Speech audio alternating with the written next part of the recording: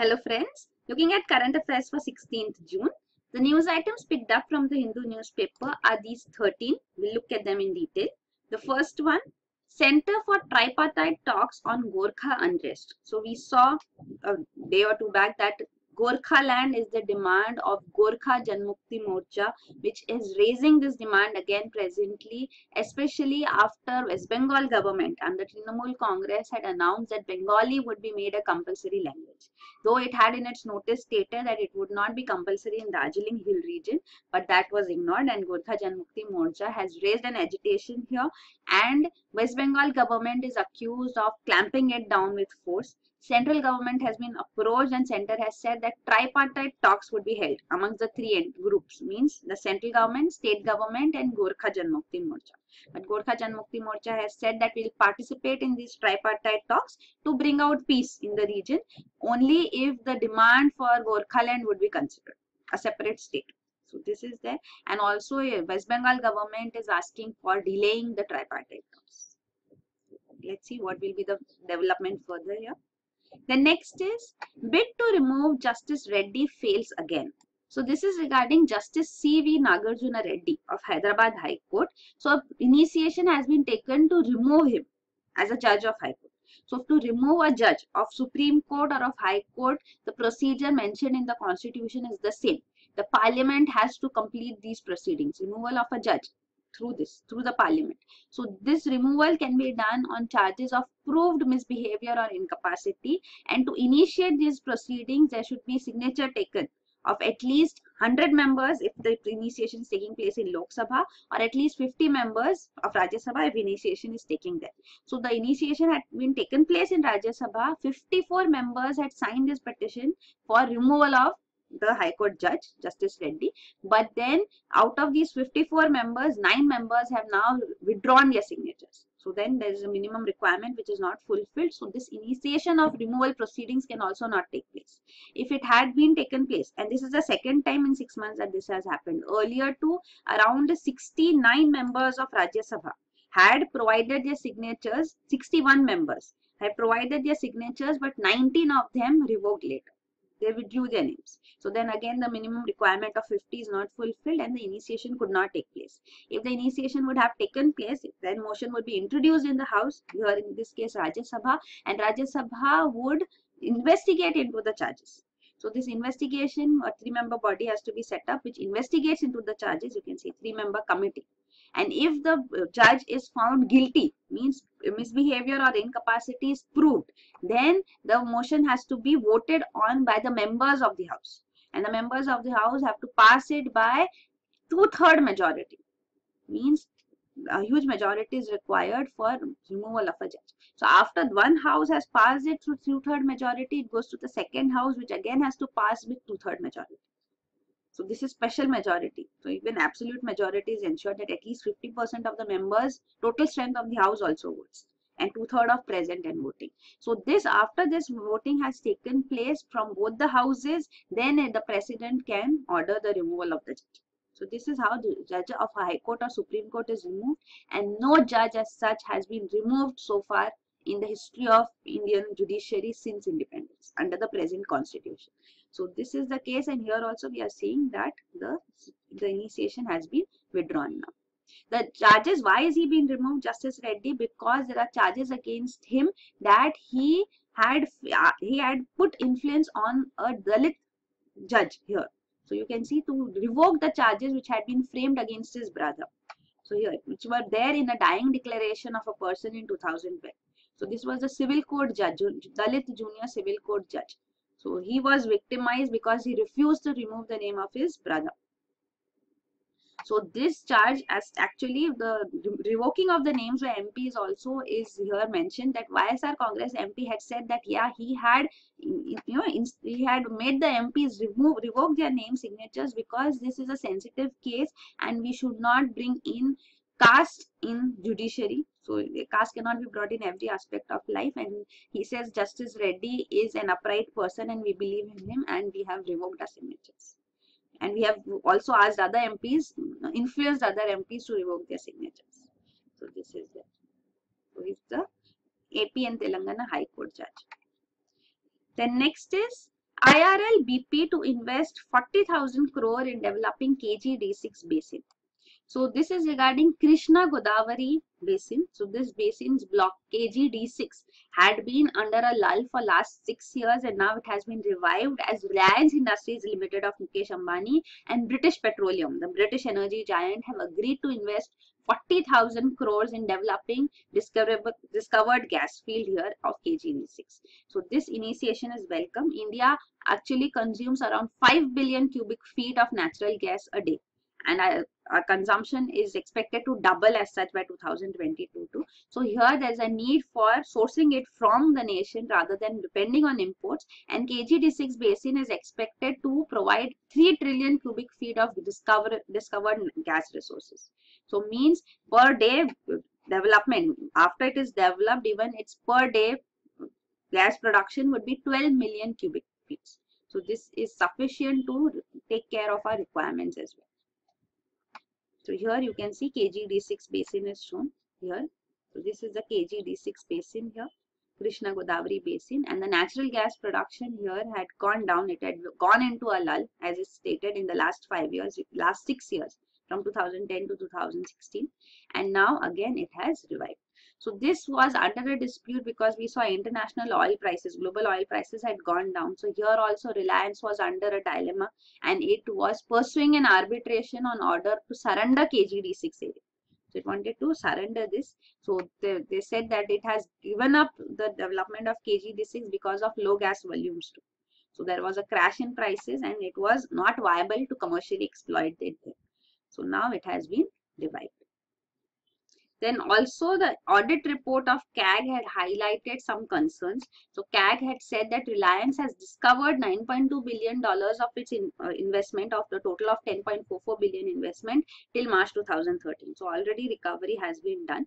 Also the expenditures which Reliance had shown of around 386.383 million, and even revenue issues which it was highlighting, these were concerns. So there were questions raised, also questions raised on two investments which Reliance was showing.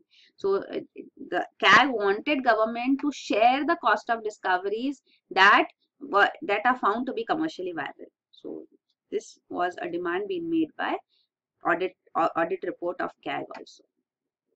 So it was under a controversy, and now a revival is being seen through Reliance British Petroleum joint venture. So joint investment would be done here. The next is UP recommends CBI probe into Waqf boards.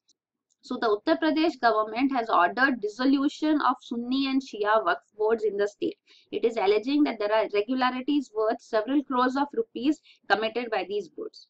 So actually the Minister of Waqf of former Samajwadi Party government, Mr. Azam Khan, he has been under the scanner. An inquiry was committed by Waqf Council of India, and it had indicted him on charges of corruption, mismanagement and misuse of office.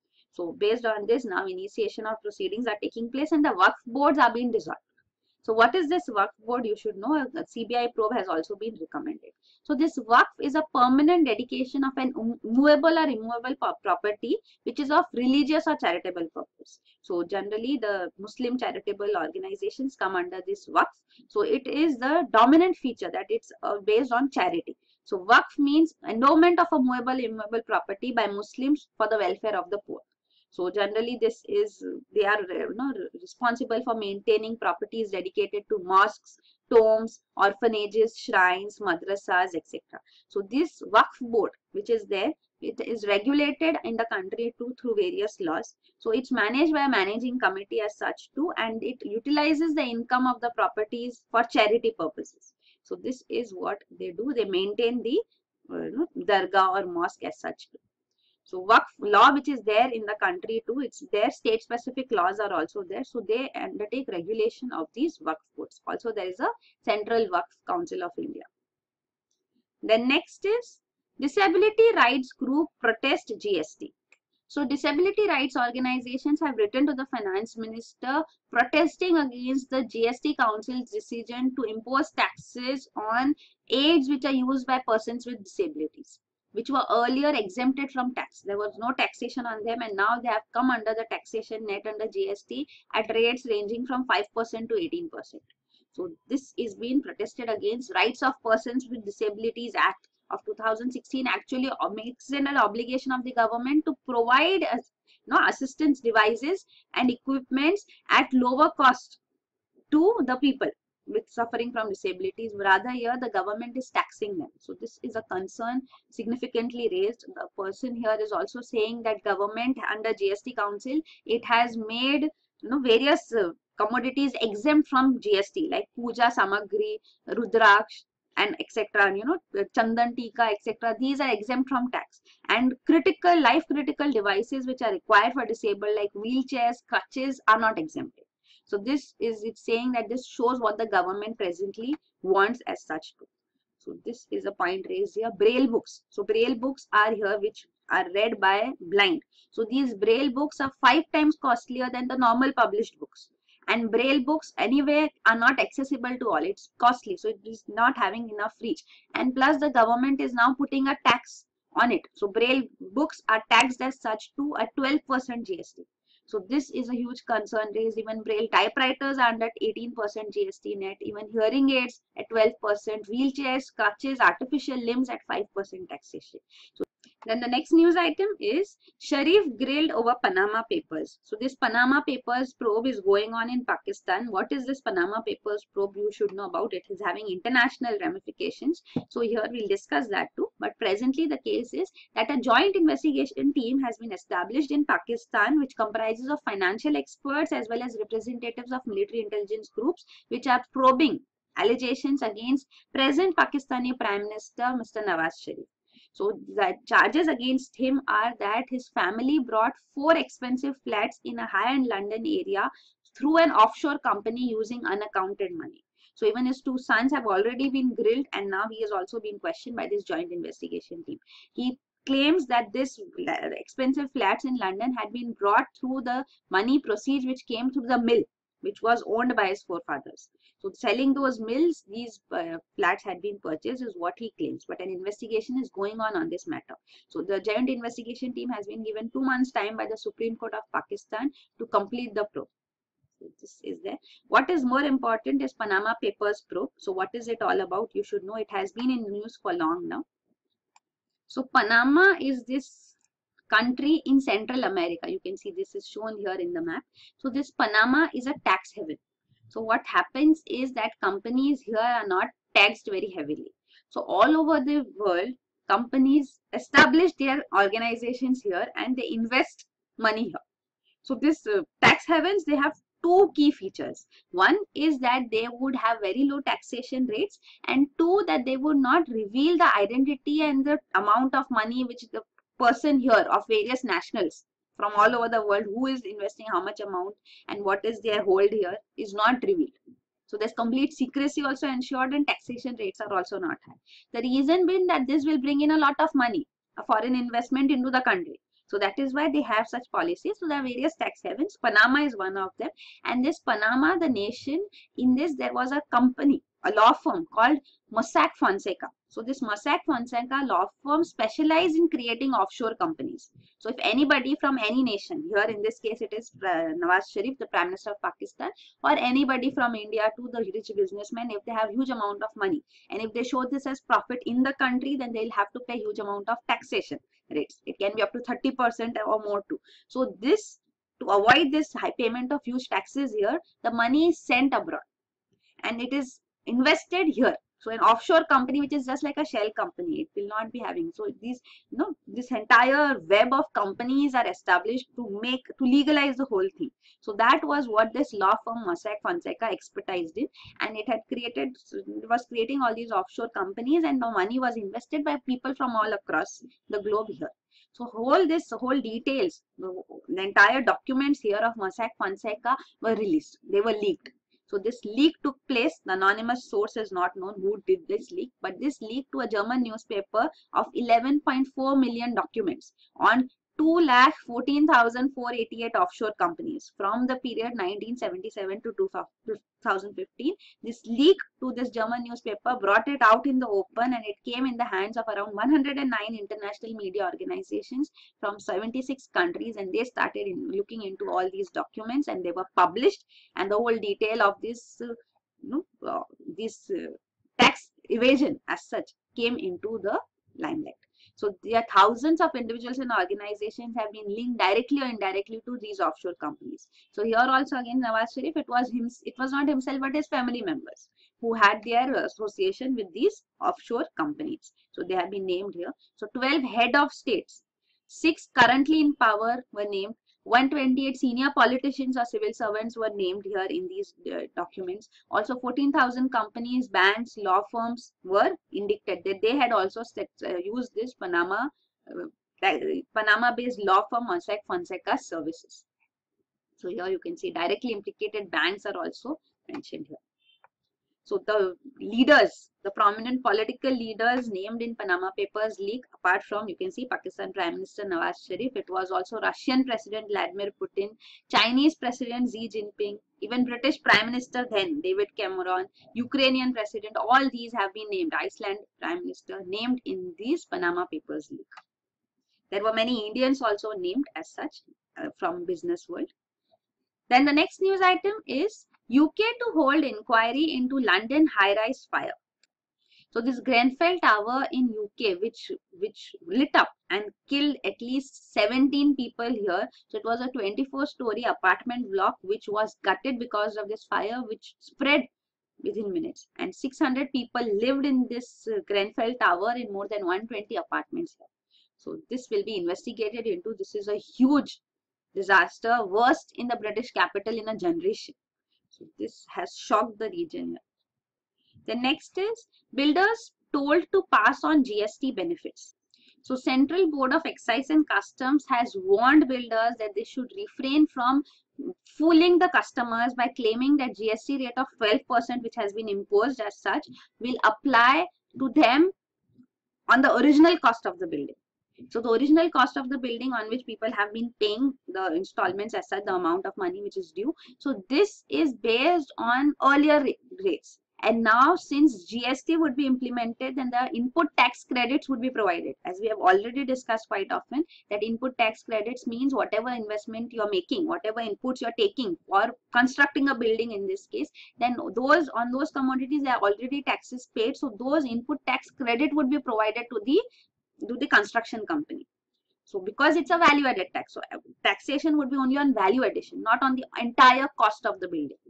Because cost of these commodities on those taxation, which are all the materials which are used here, goods, services, on that taxation has already been paid. So that input tax credit would be provided. So that would result in the entire cost of the building coming down.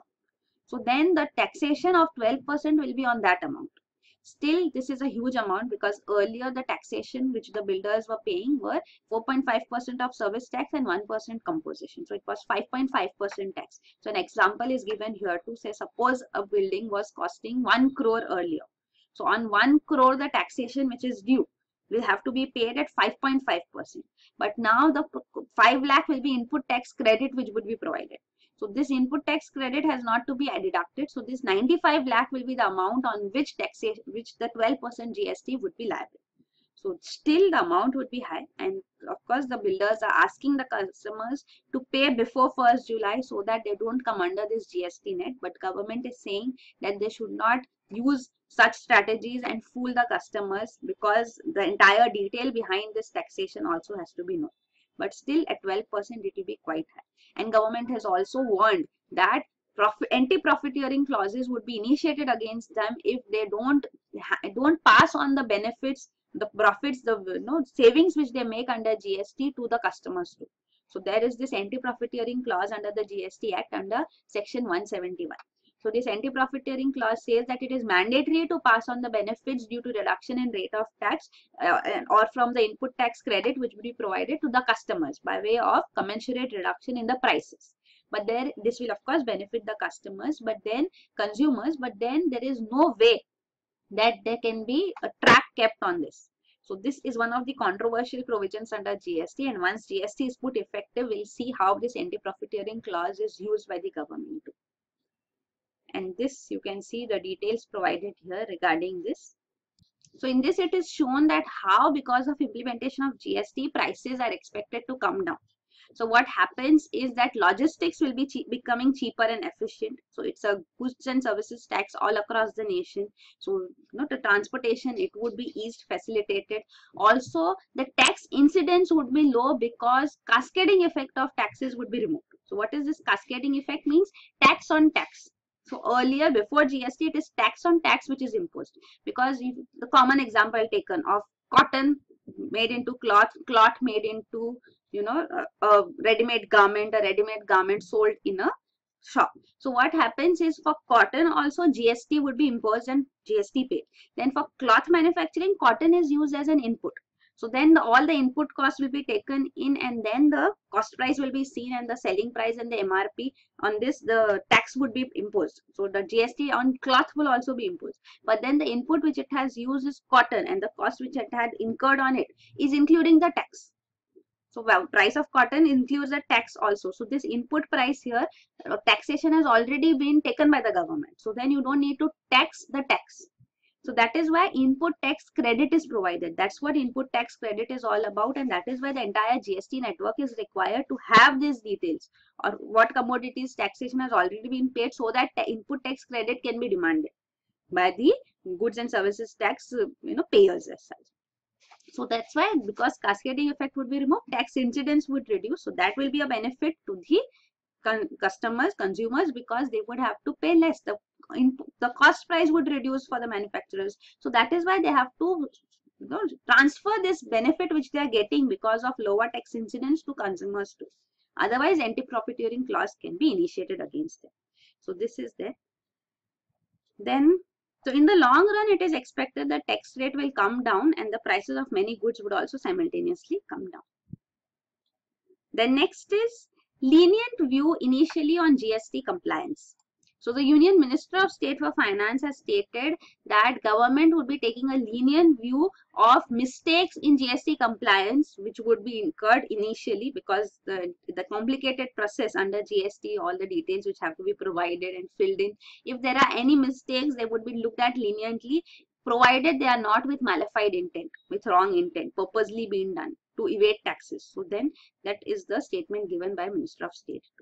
So the concerns which have been raised with respect to GST are regarding anti-profiteering clause, which we just saw, e-way bill, which we have discussed earlier quite often too, and reverse charges. So what is reverse charges, we'll see presently.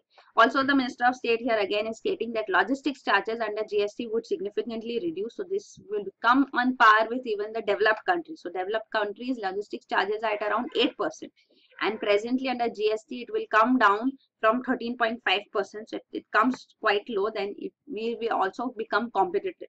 So because logistics transportation costs are also added up into the cost of the commodity. So if logistics charges come down, then the cost of the commodity also, the price of the commodity also comes down. Then this is the reverse charges being explained. So what happens is, when a sale of goods is taking place, so generally normal charge which is imposed, means who has to pay the GST is the seller. So when a person is selling a commodity, what price he is demanding from the consumer is that you pay this price plus the GST taxation rate. So seller has to get the GST tax and pay the GST to the government. So seller makes provision for this GST payment to the government. So this is a registered dealer. If it's a registered dealer under the GST, then he would pay GST to the government.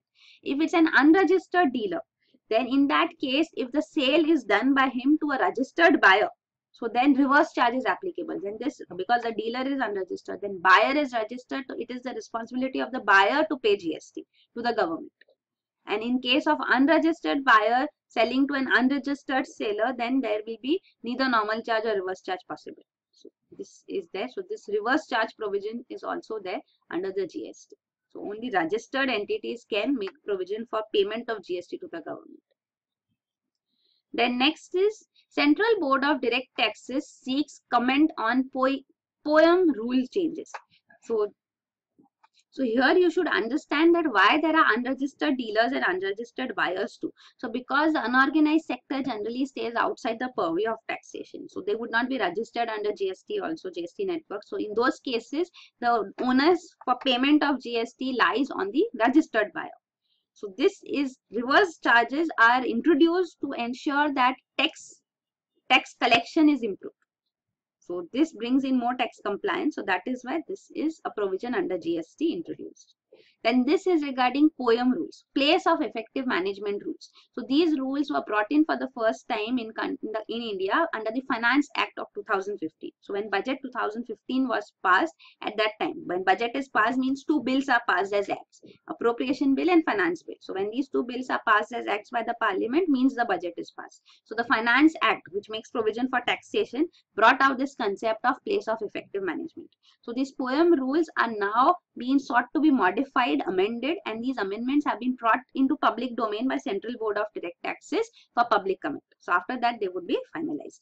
So what is this place of effective management? First of all, we should understand that. So the government wants to tax entities, but then there are various companies which set up shell entities. The shell companies set up in some other country, in a tax haven for example, and then they are actually operating in the country. Say they are operating in India, but they are showing themselves that the company is registered in some tax haven, and they say that India is not liable to tax us because our company is not in India. But the place of effective management is in India. So these are the rules which try to prove the place of effective management. And if the place of effective management is in India, then India will impose taxes on such companies. So this is to avoid tax evasion, to check tax evasion, that these rules are formed. So then there are issues being raised by foreign firms. So because of that, some modifications, amendments are being presently made. So here you can see, so rules to establish place of effective management with respect to that, what is the passive income, where is the passive income coming from, the total asset base as such, then the number of employees and payroll expenses which are there in India and how much is in outside India. So that is, checked as such. Guideline factors in even digital era. Means not just physical presence, where is the physical presence of management which is seen, but also because digitally things can be done, and that aspect is also taken into consideration to decide place of effective management. Then there are safeguards ensured so that foreign companies will not be harassed. So that is also there.